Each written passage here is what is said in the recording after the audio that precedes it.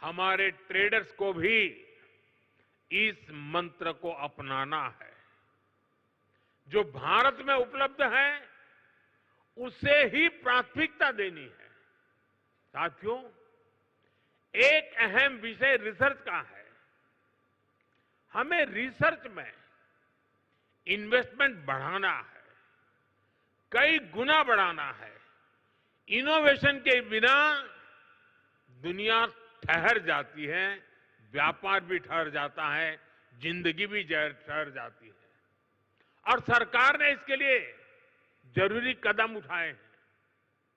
अब रिसर्च में private investment के लिए सबको आगे आना ही होगा। ये समय की मांग है। हमें स्वदेशी रिसर्च का, स्वदेशी डिजाइन और डेवलपमेंट का पूरा इकोसिस्टम बनाना है। साथियों, इन्वेस्टमेंट के लिए हमारा उत्तर प्रदेश भी अद्भुत संभावनाओं से भरा हुआ है। बीते कुछ वर्षों में यूपी में कनेक्टिविटी की जो क्रांति हुई है, उसने लॉजिस्टिक कॉस्ट को बहुत कम कर दिया है। यूपी देश में सबसे ज्यादा एक्सप्रेस वे वाला प्रदेश बन चुका है। यूपी देश के सबसे अधिक इंटरनेशनल एयरपोर्ट वाला प्रदेश है। ये देश के 2 बड़े डेडिकेटेड फ्रेट कॉरिडोर का हब है। हेरिटेज टूरिज्म में भी यूपी नंबर 1 है। नमामि गंगे जैसे अभियानों ने यूपी को क्रूज टूरिज्म के लिए उसके मैप पर ला करके अपना स्थान बना दिया है। वन डिस्ट्रिक्ट वन प्रोडक्ट ने यूपी के अनेकों जिलों के प्रोडक्ट को इंटरनेशनल मार्केट में पहुंचा दिया है। और मुझे तो विदेशी मेहमानों से मिलना होता है, तो आजकल मुझे कोई क्या देना है बहुत ज्यादा सोचना नहीं पड़ता है। ये वन डिस्ट्रिक्ट वन प्रोडक्ट का कैटलॉग हमारी टीम देख लेती है, बस उसे दुनिया भर के देश के लोगों को मैं दे देता हूं। साथियों, मैन्युफैक्चरिंग में भी यूपी नए रिकॉर्ड बना रहा है। अब जैसे इलेक्ट्रॉनिक्स और मोबाइल मैन्युफैक्चरिंग का सेक्टर है, बीते दशक में भारत इसमें दुनिया का दूसरा सबसे बड़ा प्रोड्यूसर बना है। और इसमें यूपी का रोल बहुत बड़ा है। आज पूरे भारत में जितने मोबाइल फोन बनते हैं, उसमें से लगभग 55% मोबाइल यहां उत्तर प्रदेश में बनते हैं। यूपी अब सेमीकंडक्टर सेक्टर में भी भारत की आत्मनिर्भरता को मजबूती देगा। यहां से कुछ किलोमीटर दूर ही एक बड़ी सेमीकंडक्टर फैसिलिटी पर काम शुरू होने वाला है।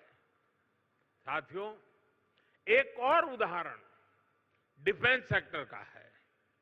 हमारी सेनाएं स्वदेशी चाहती हैं, दूसरों पर निर्भरता को कम करना चाहती हैं। इसलिए भारत में ही हम एक वाइब्रेंट डिफेंस सेक्टर डेवलप कर रहे हैं।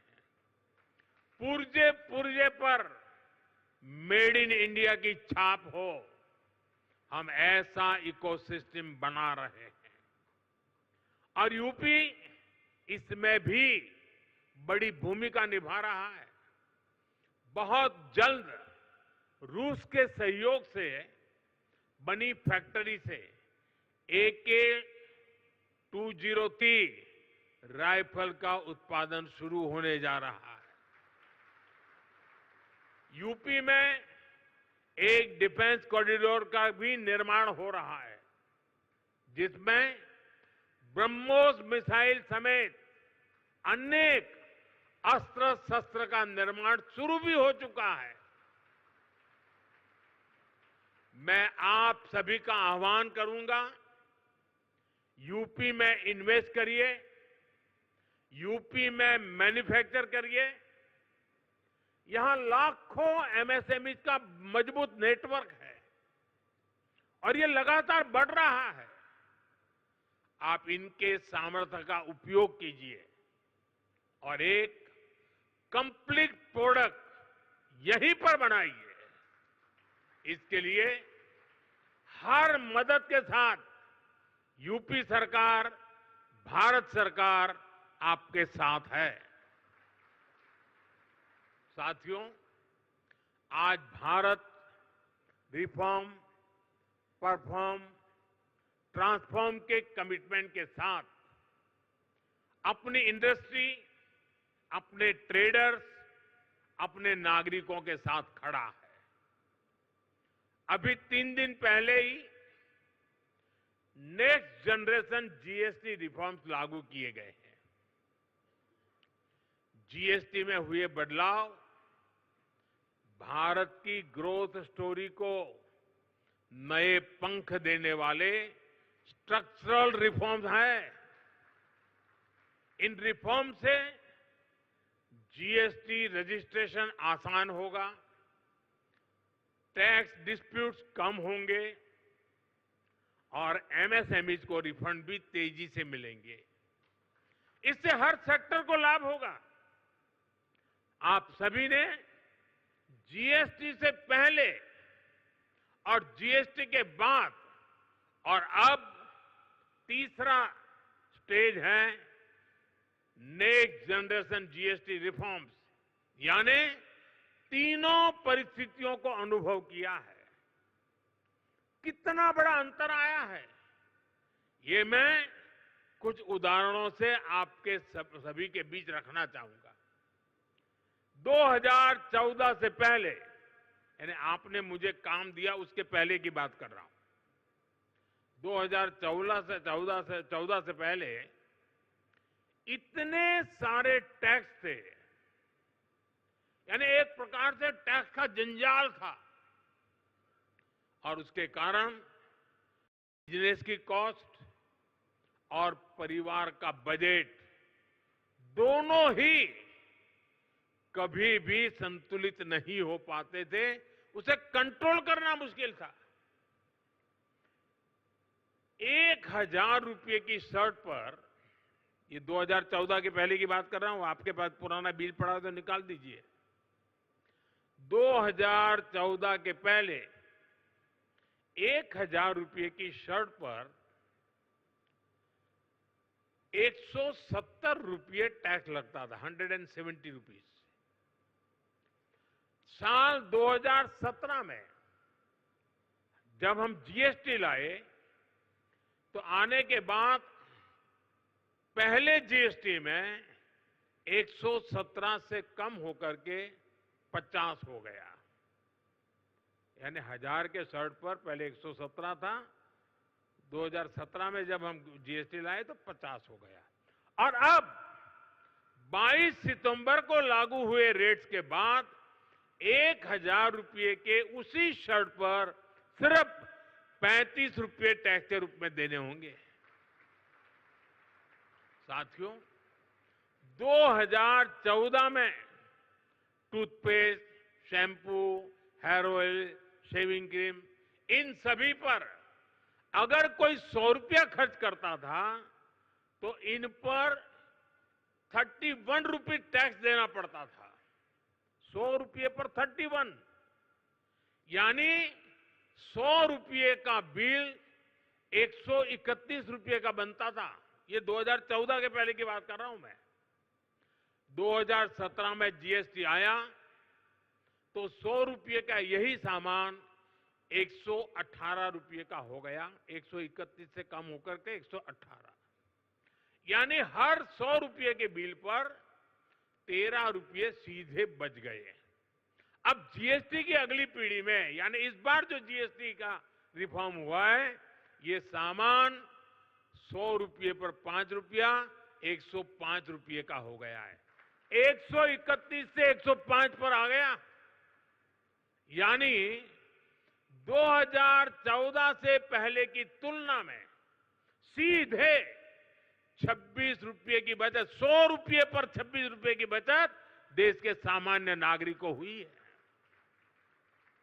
इस उदाहरण से आज समझ सकते हैं कि एक सामान्य परिवार की हर महीने कितनी बचत हो रही है। अगर कोई परिवार अपने परिवार में जो भी आवश्यकता होती है साल भर का हिसाब लगा ले और मान लीजिए 2014 में अगर एक साल में वो 1 लाख रुपए की चीजें खरीदता था, अगर 1 लाख रुपए के आसपास उसने 2014 के पहले कुछ खरीद किया होगा, तो उसे उस समय करीब करीब 25,000 रुपया टैक्स देना पड़ता था। अगर साल भर में 1 लाख रुपया की चीजें उसने खरीदी तो 25,000 रुपया टैक्स था 2014 के पहले, मेरे आने से पहले। ये बयान बहादुर लोग आजकल बयान करते हैं ना, जरा उनको सुनाइए। लेकिन अब नेक्स्ट जनरेशन जीएसटी के बाद उसी परिवार को सालाना सिर्फ 25,000 से कम होकर के करीब करीब 5-6 हजार रुपया तक टैक्स आ गया है। 25,000 से 5,000, क्योंकि जरूरत के ज्यादातर सामान पर अब सिर्फ 5% जीएसटी हो गया है। साथियों, हमारे यहां गांव की अर्थव्यवस्था में ट्रैक्टर की बड़ी भूमिका है। 2014 से पहले एक ट्रैक्टर खरीदने पर 70,000 रुपये 70,000 रुपये से अधिक टैक्स देना पड़ता था। ये 2014 से पहले 70,000, अब उसी ट्रैक्टर पर सिर्फ 30,000 रुपये का टैक्स लग रहा है। यानी किसान को सीधे एक ट्रैक्टर पर 40,000 रुपये से अधिक की बचत हो रही है। ऐसे ही 3 व्हीलर गरीब के लिए रोजगार का बहुत बड़ा माध्यम है। साल 2014 से पहले एक 3 व्हीलर करीब 55,000 रुपये का टैक्स लगता था। एक 3 व्हीलर पर 55,000 रुपये टैक्स लगता था। अब उसी 3 व्हीलर पर जीएसटी करीब 35,000 रह गया है। यानी सीधे 20,000 रुपये की बचत हुई है। ऐसे ही जीएसटी कम होने की वजह से स्कूटर 2014 की तुलना में करीब 8,000 रुपये और मोटरसाइकिल करीब 9,000 रुपये सस्ती हुई है। यानी गरीब, नियो मिडिल क्लास सबकी बचत हुई है। लेकिन साथियों, इसके बावजूद कुछ राजनीतिक दल देश के लोगों को भ्रमित करने का प्रयास कर रहे हैं। 2014 के पहले वो जो सरकार चला रहे थे, उसकी नाकामियां छिपाने के लिए कांग्रेस और उसके साथी दल जनता से झूठ बोल रहे हैं। सच्चाई ये है कि कांग्रेस सरकारों के समय टैक्स की लूट मची हुई थी और लूटे हुए धन में से भी लूट होती थी। देश के आम नागरिक को टैक्स की मार से निचोड़ा जा रहा था। ये हमारी सरकार है जिसने टैक्स को बड़े पैमाने पर कम किया है, महंगाई कम की है। हमने देश के लोगों की आमदनी बढ़ाई है और बचत भी बढ़ाई है। जब 2014 में उनकी सरकार थी, 2 लाख रुपए तक इनकम टैक्स माफ था, 2 लाख रुपए सिर्फ। आज 12 लाख रुपए की इनकम को टैक्स फ्री करना और नए जीएसटी रिफॉर्म से ही इस साल देश के लोगों को 2.5 लाख करोड़ रुपए बचने जा रहे हैं। देशवासियों की जेब में 2.5 लाख करोड़ रुपया बचेगा। और इसलिए तो देश आज गर्व के साथ जीएसटी उत्सव मना रहा है, जीएसटी बचत उत्सव मना रहा है। और मैं आपको बताना चाहता हूं, हम यहीं नहीं रुकने वाले। 2017 में हम जीएसटी लाए, आर्थिक मजबूती का काम किया, और 2025 में फिर से लाए, फिर आर्थिक मजबूती करेंगे। और जैसे जैसे आर्थिक मजबूती होगी, टैक्स का बोझ कम होता जाएगा।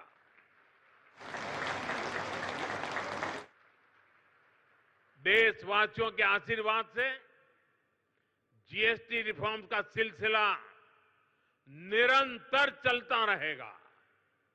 साथियों, आज भारत के पास रिफॉर्म्स की स्ट्रांग विल पावर है। हमारे पास डेमोक्रेटिक और पॉलिटिकल स्टेबिलिटी है, पॉलिसी प्रिडिक्टेबिलिटी भी है। सबसे बड़ी बात, भारत के पास बहुत बड़ी युवा और स्किल्ड वर्कफोर्स है, डायनेमिक युवा कंज्यूमर बेस है।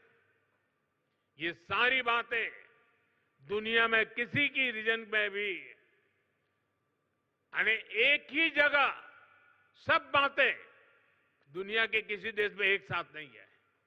भारत में हर चीज यहां मौजूद है। दुनिया का कोई भी इन्वेस्टर, कोई भी कंपनी अगर अपनी ग्रोथ को नए पंख लगाना चाहती है, तो उसके लिए भारत में इन्वेस्टमेंट सबसे अट्रैक्टिव डील है। इसलिए भारत में इन्वेस्ट करना, यूपी में इन्वेस्ट करना आपके लिए विन विन सिचुएशन है। हम सभी के प्रयास मिलकर विकसित भारत बनाएंगे, विकसित यूपी बनाएंगे। एक बार फिर आप सभी को इंटरनेशनल ट्रेड शो के लिए मैं बहुत बहुत शुभकामनाएं देता हूं। बहुत बहुत धन्यवाद।